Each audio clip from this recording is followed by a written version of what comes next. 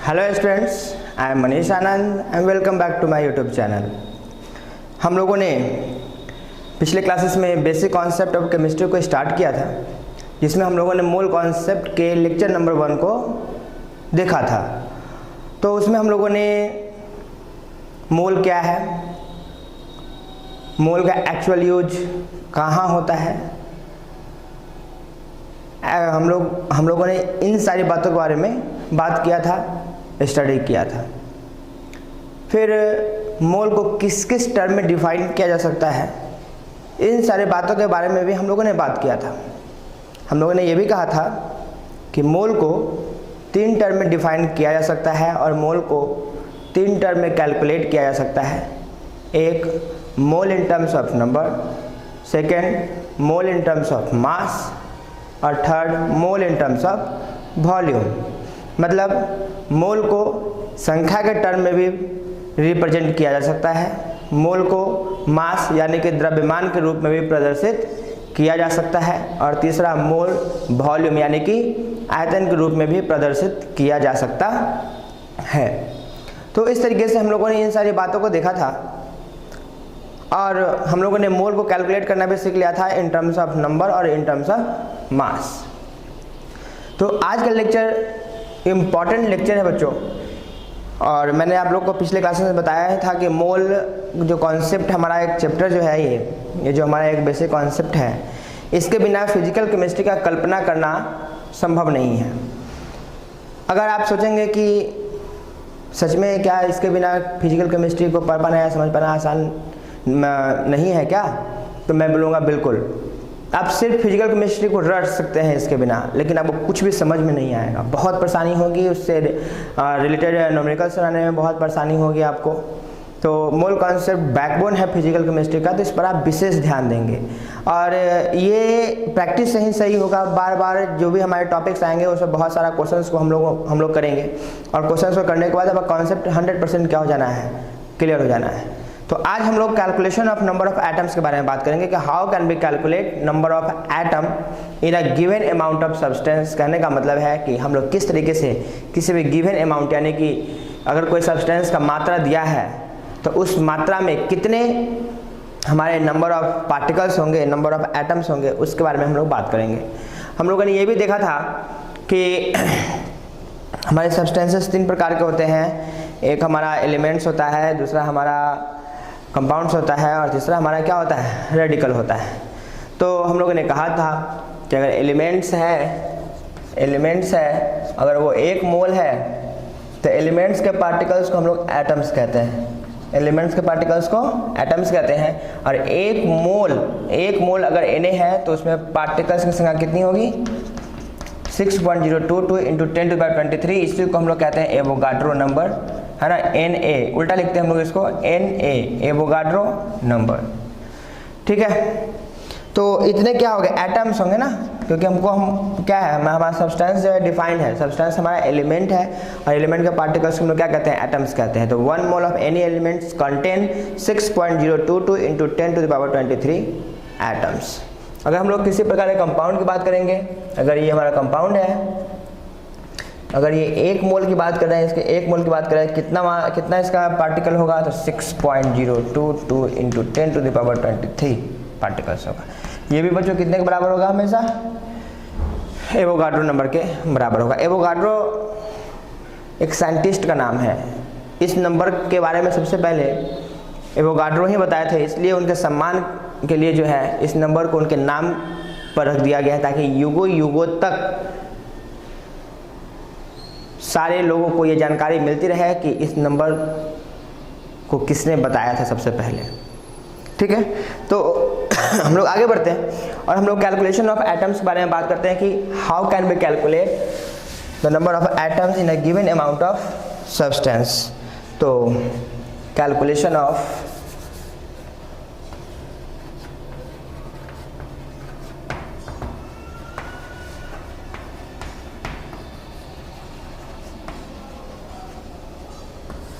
Number of atoms. अब देखो बच्चों, इस नंबर ऑफ एटम्स को कैलकुलेट करने से पहले हम लोग को एक छोटा सा एक टर्म पढ़ना पड़ेगा, जो कि नंबर ऑफ एटम्स को कैलकुलेट करने में हम लोगों को आसानी करेगा, ठीक है ना। कहने का मतलब है कि उसका यूज हम लोग नंबर ऑफ एटम्स निकालने में करेंगे। तो उसके लिए एक छोटा सा टर्म जो हम लोग को पढ़ना है उसको हम लोग बोलते हैं एटॉमिसिटी। क्या बोलते हैं? एटॉमिसिटी। एटॉमिसिटी क्या है? तो कहते हैं the total number of elements और atoms present in a compound is called its atomicity. कहने का मतलब है बच्चों कि किसी भी कंपाउंड में जो टोटल नंबर ऑफ एटम्स होते हैं या टोटल नंबर ऑफ एलिमेंट्स होते हैं उसको हम लोग उस कंपाउंड का एटॉमिसिटी कहते हैं। तो इसके डिफिनेशन सबसे पहले लिख लेते हैं हम लोग। The total number of elements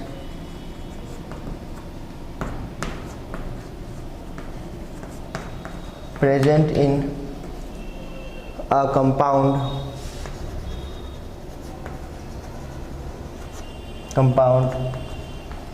is called the atomicity of compound।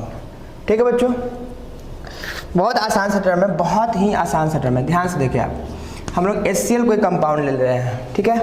तो HCl जो हमारा कंपाउंड है उसमें आप लोग देखिए उसका कौन कौन सा कंपोनेंट एलिमेंट है। अब आप कहेंगे कंपोनेंट एलिमेंट क्या होता है? तो कंपोनेंट एलिमेंट जो है वह एलिमेंट है जिससे कोई भी कंपाउंड मिलकर बना होता है, ठीक है। जैसे HCl है तो उसका कंपोनेंट एलिमेंट कौन कौन होगा? हाइड्रोजन और क्लोरीन, ठीक है। यानी कि यहाँ जो हाइड्रोक्लोरिक एसिड है ये HCl जो है इसका कंपोनेंट एलिमेंट कौन कौन होगा? H और Cl। तो जितनी संख्या में H और Cl होंगे ना हाइड्रोक्लोरिक एसिड में उसको हम लोग सम कर देंगे तो हमारा उस हाइड्रोक्लोरिक एसिड का एटॉमिसिटी कैलकुलेट हो जाएगा। तो देखिए ध्यान से आप, कितना हाइड्रोजन है बच्चों? यहाँ पे 1। क्लोरीन में कितना है? 1। तो 1 + 1 = कितना हो जाएगा? 2। तो हम लोग कहेंगे एटॉमिसिटी ऑफ HCl यानी कि hydrochloric acid is equals to 2। एक और आप एग्जांपल देखें, C12H22O11 what is it's atomicity. आप बड़ा ध्यान से देखिए इस चीज को। तो क्या करना है, जितने भी कंपोनेंट एलिमेंट्स है सब सारे के नंबर्स को क्या करना है हम लोग को सम कर देना है। तो कार्बन कितना है बच्चों? 12। हाइड्रोजन कितना है? 22। ऑक्सीजन कितना है? 11। सबको जोड़ लीजिए। 45 इज द एटॉमिसिटी ऑफ क्या? Sugar. Na2CO3 sodium carbonate what is it's atomicity. ध्यान से देखिए आप, कंपोनेंट एलिमेंट कौन कौन सा है हमारा? सोडियम, कार्बन और ऑक्सीजन। सोडियम कितनी संख्या में है? 2 की संख्या में। कार्बन कितनी संख्या में है? 1 की संख्या में। और ऑक्सीजन कितनी की संख्या में? 3 की संख्या में। तो कुल मिलाकर एटॉमिसिटी की संख्या कितनी हो जाएगी? 6। इस तरीके से आप एटॉमिसिटी को कैलकुलेट कर सकते हैं इजीली। कहीं कोई परेशानी आपको बच्चों नहीं होने जाने को है। मैं एक और छोटा सा एग्जांपल बता दे रहा हूँ, हो सकता है कि इस एग्जांपल में आप लोगों को कन्फ्यूजन हो जाए। अब देखिए COH का होल 2 है हमारा, इसका एटॉमिसिटी पता करना है बच्चों। तो बहुत आसान सा टर्म है, वैसे दिक्कत नहीं होनी चाहिए, फिर भी मैं आपको बता दे रहा हूँ। कैल्शियम, इसका कौन कौन सा कंपोनेंट एलिमेंट है? तो कैल्शियम, ऑक्सीजन और हाइड्रोजन। तो कैल्शियम कितनी संख्या में है? तो 1 की संख्या में। अब हाइड्रोजन अंदर में तो 1 की संख्या में, इसका होल 2 है यानी कि ऑक्सीजन की संख्या कितनी हो जाएगी? 2 + 2। हाइड्रोजन कितनी संख्या में है? 2 की संख्या में है। टोटल एटॉमिसिटी कितनी हो जाएगी? 5। इस तरीके से हम लोग एटॉमिसिटी को कैलकुलेट कर सकते हैं। अब हम देखते हैं कि किस प्रकार से एटॉमिसिटी किसी भी गिवन अमाउंट ऑफ सब्सटेंस में नंबर ऑफ एटम्स को कैलकुलेट करने में सहायक साबित होता है। किस प्रकार से ये नंबर ऑफ एटम्स को कैलकुलेट करने में हमारी मदद करता है, आइए हम लोग देखते हैं।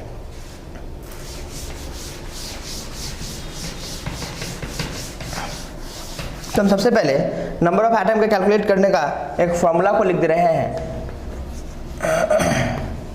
Number of atoms equals to what? ध्यान से देखिए आप, mole into Avogadro number into atomicity, number of atoms, ठीक है। लेकिन वही अगर नंबर ऑफ मॉलिक्यूल्स निकालने के लिए बोले तो सीधे हम लोग मोल्स इंटू एवोगाड्रो नंबर करेंगे। क्यों ऐसा क्यों कह रहे हैं? क्योंकि नंबर ऑफ एटम भी हमारा पार्टिकल है बच्चों, और नंबर ऑफ मॉलिक्यूल्स भी क्या है? हमारा पार्टिकल ही है। तो मॉलिक्यूल्स के केस में हम लोग क्यों एटॉमिसिटी से मल्टीप्लाई नहीं किए हैं, और क्यों नंबर ऑफ एटम के टर्म में हम लोगों ने एटॉमिसिटी से मल्टीप्लाई किया है, इस बात को समझने बहुत ज़रूरी है। आप ध्यान समझिए इस बात को। अगर नंबर ऑफ एटम्स का सेंस होता है एलिमेंट के पार्टिकल, तो आप बात ध्यान समझें कि अगर एलिमेंट है तो एलिमेंट के पार्टिकल एटम्स होते हैं, और हम जानते हैं कि एलिमेंट हमेशा अकेला एग्जिस्ट करता है। एलिमेंट कभी भी 2, 3 की संख्या में नहीं होता है, तो इसकी एटॉमिसिटी हमेशा कितनी होगी बच्चों? 1 होगी। तो 1 से मल्टीप्लाई करने से कोई फर्क नहीं पड़ेगा। लेकिन मान लीजिए कि अगर कोई कंपाउंड है, जैसे CaCO3 ही कंपाउंड है, कैल्शियम कार्बोनेट, अब उसके पार्टिकल्स को निकालने के लिए सिंपल बोले तो हम लोग तो मॉलिक्यूल्स की संख्या निकाल लेंगे, लेकिन पार्टिकुलरली क्या है क्या कि कोई गिवन अमाउंट ऑफ CaCO3 है और उसमें आपको नंबर ऑफ एटम्स कैलकुलेट करना है, नंबर ऑफ मॉलिक्यूल्स नहीं, नंबर ऑफ एटम्स कैलकुलेट करना है। तो एटम्स किसके लिए डिफाइन होता है? एलिमेंट्स के लिए ना, पार्टिकुलरली एलिमेंट्स के लिए ना। इसका मतलब है कि उसमें जितने भी एलिमेंट्स हैं उसके एटम्स की बात कर रहा है। तो उस केस में हम लोगों को नंबर ऑफ एलिमेंट्स देखना पड़ेगा कि कंपाउंड में कितने नंबर ऑफ एलिमेंट्स है, इसलिए हम लोग यहाँ पर क्या करते हैं? एटॉमिसिटी से मल्टीप्लाई करते हैं। एलिमेंट के केस में कोई फर्क नहीं पड़ रहा है, क्योंकि एटॉमिसिटी हमेशा एलिमेंट का 1 होगा। अगर कंपाउंड के लिए नंबर ऑफ एटम्स हम लोग को कैलकुलेट करना है तो हम लोग को एटॉमिसिटी से मल्टीप्लाई हर हाल में करना पड़ेगा, बिना किए हुए जो हमारा आंसर आएगा, जो हमारा कंक्लूजन आएगा, वो 100% रॉन्ग होगा। वही हम लोग मॉलिक्यूल्स की बात करें तो हम लोग जानते हैं कंपाउंड के स्मॉलेस्ट पार्टिकल्स को मॉलिक्यूल्स कहते हैं। तो मॉलिक्यूल्स निकालने के लिए हमको एटॉमिसिटी से कोई मतलब नहीं है, क्योंकि कंपाउंड के पार्टिकल्स को ही तो हम लोग मॉलिक्यूल्स करें हैं। कंपाउंड का नंबर ऑफ एटम कैलकुलेट नहीं करने के लिए करा है, सिंपल कंपाउंड का पार्टिकल कैलकुलेट करने के लिए करा है। तो पार्टिकल, 1 मोल में कितना पार्टिकल होता है बच्चों? जानते हैं आप लोग, एवोगाड्रो नंबर के बराबर 6.022 × 10⁻23 के बराबर होता है। तो उसी तरीके से हम लोग कैलकुलेट कर सकते हैं। तो मोल इंटू एवोगाड्रो नंबर करेंगे तो आसानी से हमारा किसी भी कंपाउंड का नंबर ऑफ मॉलिक्यूल्स कैलकुलेट हो जाएगा। हम लोगों को फोकस मेनली इस पे करना है। ये तो हम लोगों ने मोल इन टर्म्स ऑफ नंबर के केस में भी देख लिया था, है ना। ये फॉर्मूला कहाँ से आया है? तो आप मोल क्या लिखोगे? अगर mole in terms of number calculate करना होगा तो हम लोग जानते हैं formula n = given particles upon Avogadro number, ठीक है। तो उसी से हम लोग क्या किए, नंबर ऑफ पार्टिकल्स को निकाल लिए बाहर, तो मोल इंटू एवोगाड्रो नंबर आ गया है। अब देखिए एक छोटा सा क्वेश्चन हम यहाँ आपको बता दे रहे हैं। कहते हैं calculate the number of atoms in 10.6 gram of Na2CO3। अब देखिए बच्चों ध्यान से question, calculate the number of atoms in 10.6 gram of Na2CO3। निकालने के लिए नंबर ऑफ एटम्स कह रहा है, इसका मतलब हमको मोल चाहिए होगा, एवोगाड्रो नंबर चाहिए होगा, और क्या चाहिए होगा? एटॉमिसिटी चाहिए होगा। तो मोल क्वेश्चन में नहीं दिया हुआ है, एटॉमिसिटी भी नहीं दिया हुआ है। एवोगाड्रो नंबर क्या क्वेश्चन में दिया हुआ है? तो क्वेश्चन में भी नहीं दिया हुआ है, लेकिन अंडरस्टूड है एवोगाड्रो नंबर जो है उसका एक फिक्स वैल्यू होता है 6.022 × 10⁻23। तो वो हम लोग को पहले से नोन है, उसके लिए कुछ विशेष हम लोग को करने की आवश्यकता नहीं है। तो हम लोग क्या करेंगे? सबसे पहले यहाँ मास देवे ना, ग्राम है, यानी ग्राम किसका यूनिट है? मास का। तो सबसे पहले यानी कि हम लोग को ये समझ में आ रहा है कि यहाँ जो है इस सब्सटेंस का क्या दिया है? मास दिया हुआ है। तो हम लोगों ने मास इन मोल इन टर्म्स ऑफ मास पढ़ा है। तो मोल इन टर्म्स ऑफ मास हम लोग क्या करेंगे? निकाल लेंगे सबसे पहले। तो हम लोग मोल निकाल लेते हैं सबसे पहले। तो मोल को हम लोग स्मॉल एन से रिप्रेजेंट करते हैं ना, तो 10.6 अपॉन 106। जब पॉइंट यहाँ हटाएंगे तो 10 नीचे आएगा बच्चों, और ये पूरा कैंसिल आउट हो जाएगा, यानी कि 1/10। अब सोचेंगे हम लोग एटॉमिसिटी कितना होगा Na2CO3 का। तो हम लोग ने जस्ट थोड़ी देर पहले पढ़ा है एटॉमिसिटी कितना होता है Na2CO3 का। तो कितना हो जाएगा बच्चों? 6 के बराबर हो जाएगा। अब हम लोग को क्या निकालना? नंबर ऑफ एटम्स ना, बहुत आसान हो गया, सब कुछ तो मालूम चल ही गया। अब करना क्या है? तो number of atoms equals to क्या हो जाएगा बच्चों? ध्यान से देखिए आप, moles into Avogadro number into atomicity. आ रही है बात समझ में आपको? तो इस तरीके से आप नंबर ऑफ एटम्स को कैलकुलेट कर सकते हैं, कहीं कोई दिक्कत नहीं हो, कहीं कोई विशेष प्रॉब्लम नहीं होगी। फिर भी अगर कोई विशेष प्रॉब्लम होता है तो आप नीचे कमेंट बॉक्स में आप अपने क्वेश्चन को कर सकते हैं, मैं निश्चित रूप से वहाँ पर आपके क्वेश्चन का आंसर दूंगा। तो एटॉमिसिटी से मल्टीप्लाई करेंगे, हम लोगों का जो है नंबर ऑफ एटम्स कैलकुलेट हो जाएगा। अब देखिए ध्यान से, मान लेते हैं कोई एलिमेंट है, कोई एलिमेंट्स के लिए हम लोग को नंबर ऑफ एटम निकालना है, तो उसमें जो कुछ बातें मैंने कहा था उसका क्या मतलब है, बड़ा ध्यान से देखेंगे आप। मैं कह रहा हूँ कि 20 ग्राम ऑफ कैल्शियम, ओके। तो firstly we have to find number of mole present in 20 gram of calcium. तो हम लोग सबसे पहले मोल निकाल लेते हैं। तो 20 अपन क्या हो जाएगा बच्चों, 40 हो जाएगा। तो ये हमारा जो है हाफ मोल हो जाएगा, ठीक है। अब मोल आ गया हमारा। यहाँ पर से देखिए इसका एटॉमिसिटी कितने के बराबर आएगा, 1 के बराबर ना, एटॉमिसिटी 1 के बराबर आएगा। तो एटॉमिसिटी 1, तो हम लोग नंबर ऑफ एटम्स यहाँ से कैलकुलेट कर सकते हैं ना। Number of atoms equals to क्या हो जाएगा बच्चों, mole, moles into Avogadro number, half into Avogadro number into atomicity, कितना हो जाएगा 1। अब देखिए 1 से मल्टीप्लाई करने से कोई फर्क नहीं पड़ जा रहा है, ठीक है। जो पहले था वही रहेगा, क्योंकि 1 से मल्टीप्लाई करने नहीं करने का कोई मतलब नहीं है, कोई फायदा नहीं है, कोई उसमें चेंजिंग नहीं आएगा। तो मैंने वही कहा था कि एटॉमिसिटी जो हम लोग अगर नंबर ऑफ एटम किसी एलिमेंट के लिए निकालते हैं तो उसमें किसी प्रकार की कोई चेंजिंग नहीं आएगी। उसका सबसे बड़ा कारण ये है क्योंकि एलिमेंट की एटॉमिसिटी जो होती है वो 1 के बराबर होती है, ठीक है। तो इस तरीके से आप नंबर ऑफ एटम्स को कैलकुलेट कर सकते हैं। अब हम लोग आगे चलते हैं calculation of number of electron, proton and neutron, ठीक है। Number of electron, proton and neutron.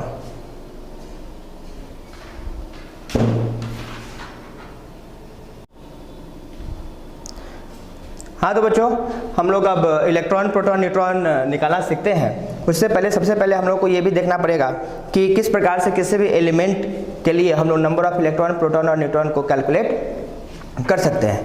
तो सबसे पहले हम लोग किसी एलिमेंट के लिए possible number of electron, proton, neutron को कैलकुलेट करेंगे और आफ्टर दैट हम लोग किसी गिवन अमाउंट ऑफ सब्सटेंस में इलेक्ट्रॉन, प्रोटॉन और न्यूट्रॉन को कैलकुलेट करना सीखेंगे। तो आइए सबसे पहले हम लोग एलिमेंट्स में possible number of electron, proton, neutron को कैलकुलेट करना सीखते हैं।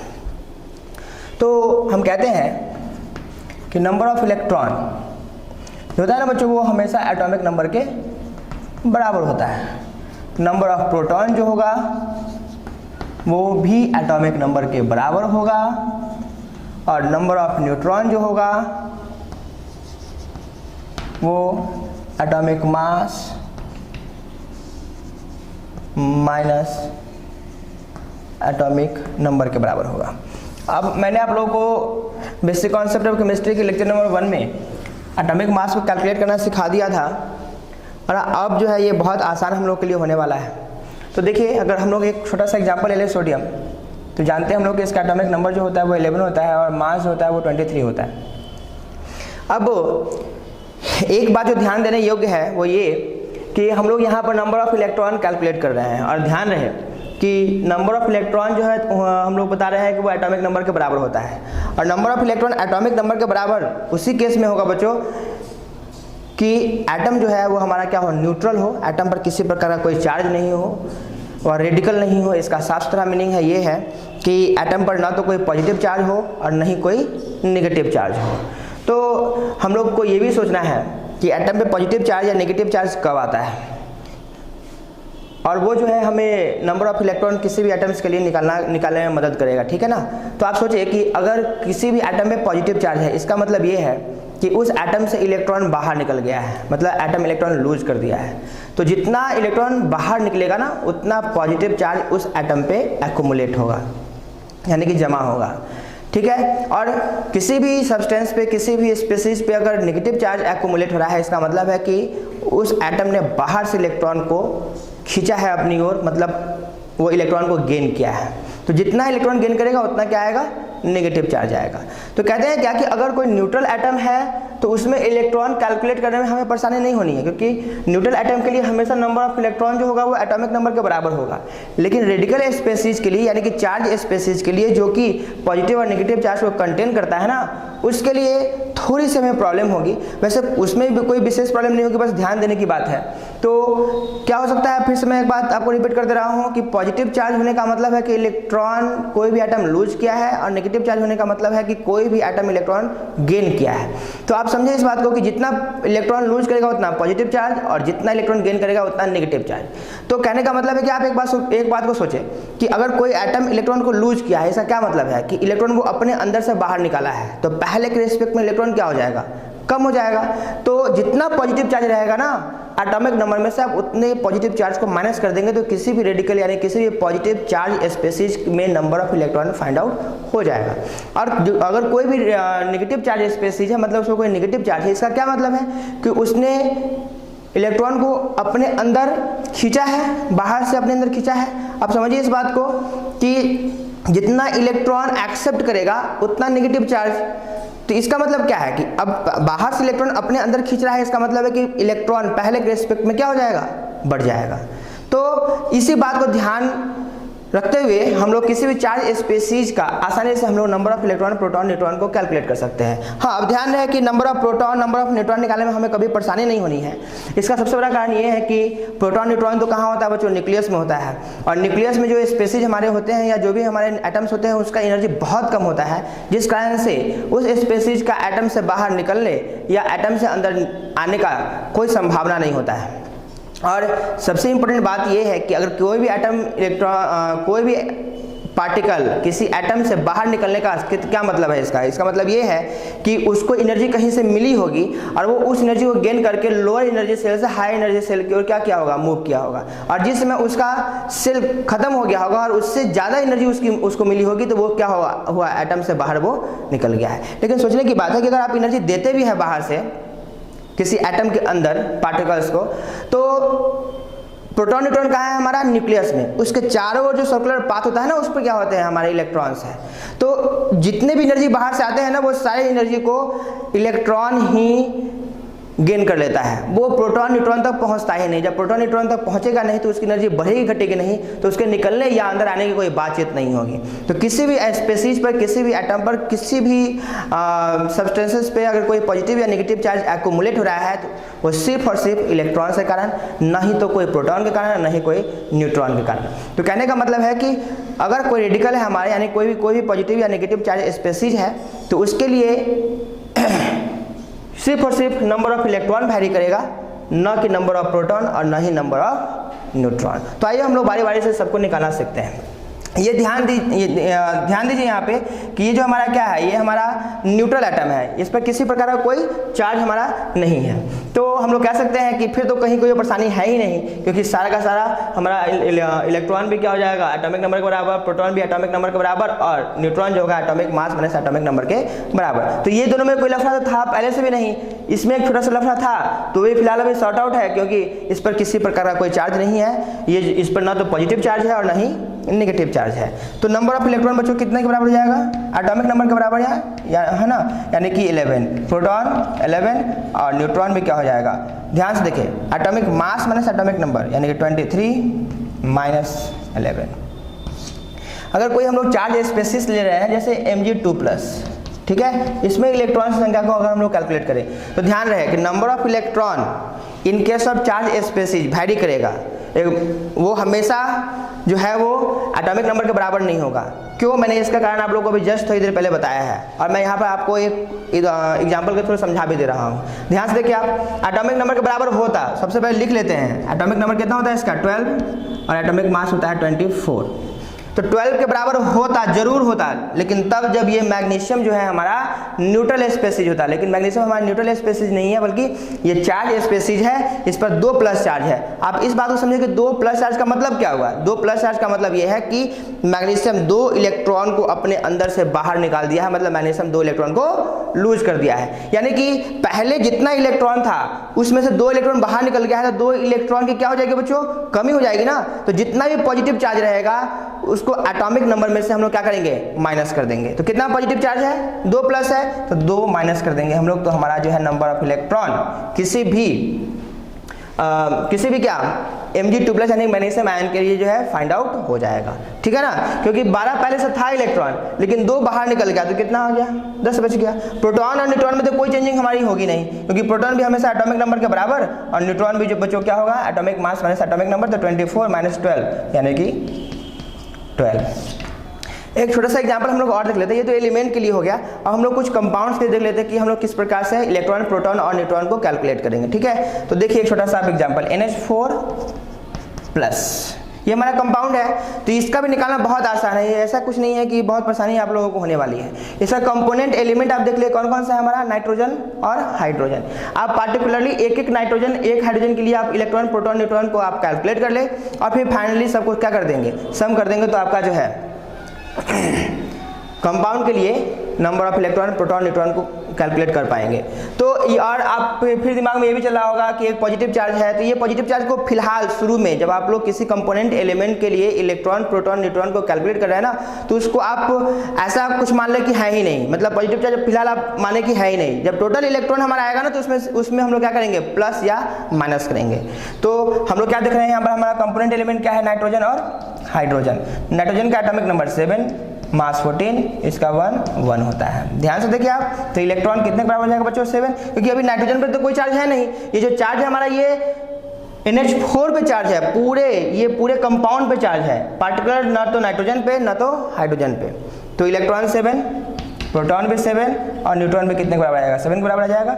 इसमें इलेक्ट्रॉन कितने के बराबर आएगा, 1, प्रोटॉन कितने के बराबर आएगा, 1, और हमारा जो न्यूट्रॉन आएगा वो 0 हो जाएगा, क्योंकि 1 - 1 जो होगा बच्चों वो 0 के बराबर हो जाएगा। अब आप ध्यान से देखिए इस बात को कि नाइट्रोजन तो एक की संख्या में, तो इसमें कोई मल्टीप्लाई करने की आवश्यकता नहीं, क्योंकि एक नाइट्रोजन का ही हम लोग इलेक्ट्रॉन, प्रोटॉन, न्यूट्रॉन कैलकुलेट किए, लेकिन यहाँ पर तो हम लोग एक ही हाइड्रोजन का किए है ना सारे का सारा। तो यहाँ पर हाइड्रोजन की संख्या कितनी है, 4, तो मुझे सारे में 4 से क्या करना पड़ेगा, मल्टीप्लाई करना पड़ेगा इस कंपाउंड के लिए। तो इसमें तो कोई चेंजिंग होगी नहीं, क्योंकि 0 × 4 0 होता है, लेकिन 1 × 4 4, प्रोटॉन भी कितना होगा 4, यानी एक हाइड्रोजन के लिए इलेक्ट्रॉन की संख्या 1, तो 4 हाइड्रोजन के लिए कितना हो जाएगा 4, और एक प्रोटॉन के लिए, एक हाइड्रोजन के लिए प्रोटॉन की संख्या 1, तो 4 हाइड्रोजन के लिए प्रोटॉन की संख्या कितनी होगी, 4 होगी। तो अब हम लोग टोटल इलेक्ट्रॉन के बारे में बात करते हैं। देखिए बच्चों, एक नाइट्रोजन के लिए 7, नाइट्रोजन हमारा संख्या में 1 है ही, और प्रोटॉन जो है हमारा, इलेक्ट्रॉन जो है हमारा हाइड्रोजन के लिए 1 × 4 4, यानी 4 + 7 11 हो गया। फिर आप प्रोटॉन की बात कर ले तो 4 + 7 11, और न्यूट्रॉन जो होगा बच्चों हमारा वो 7 + 0 7, क्योंकि हाइड्रोजन के पास कोई न्यूट्रॉन नहीं होता है, इस बात को आप ध्यान रखेंगे।